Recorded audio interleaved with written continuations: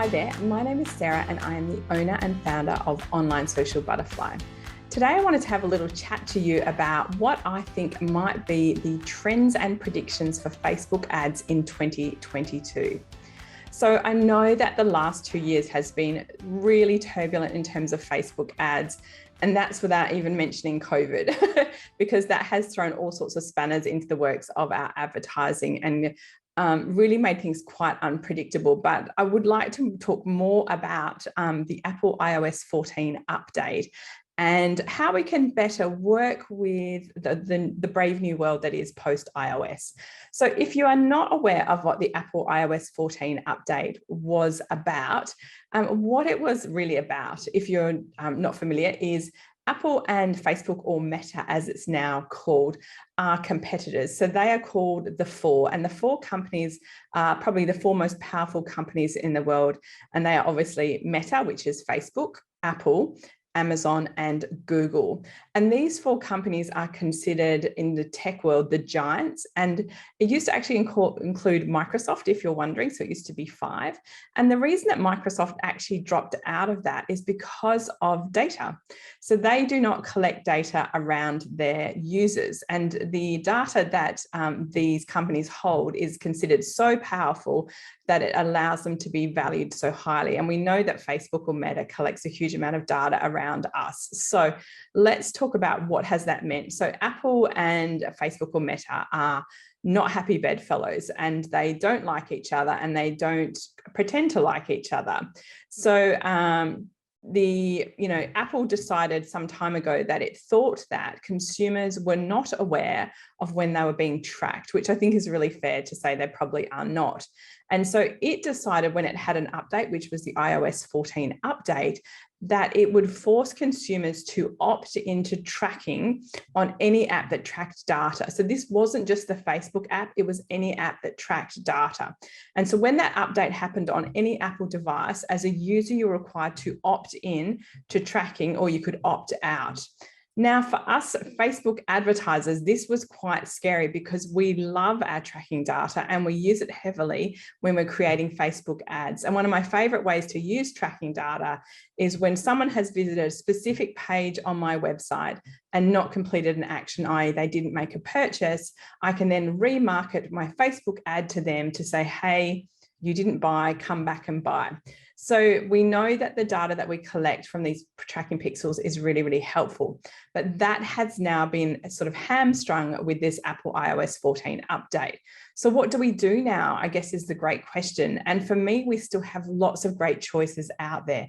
So the first thing I would recommend as a trend or prediction, or something that I would recommend that you try out this year, is really around creating your own data sets. So what does that mean?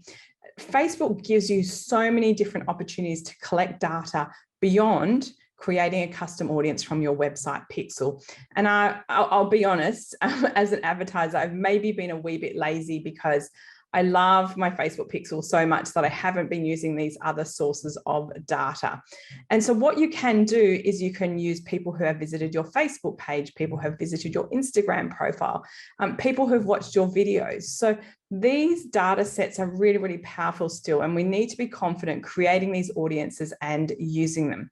Now, because when we're running ads, we're often running them into, say, a launch or a time frame, maybe I've got an event coming up, makes it really hard for us to test the ads to make them successful.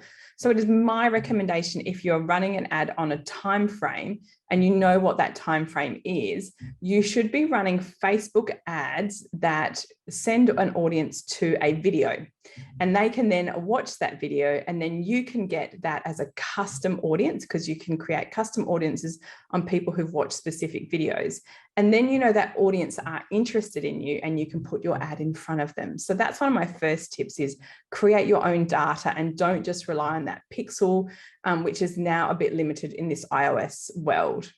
My other recommendation is to try out different placement options, okay? Now, Facebook or Meta has now introduced Reels on Instagram as a placement option, and I'm pretty excited about that. And what I would say to you is, with Reels placements, many people are not using them yet. So Facebook advertising is simple economics, supply and demand. So the more demand there is for a placement or for an audience, the more you're going to pay. And at the moment, a lot of people aren't using Reels. So that means that they're quite cost effective. So if you feel confident and you'd like to try out Reels placement, I think it's the hot trend for 2022. The other thing that I would love you to try that we as advertisers know gets great results is the Facebook form.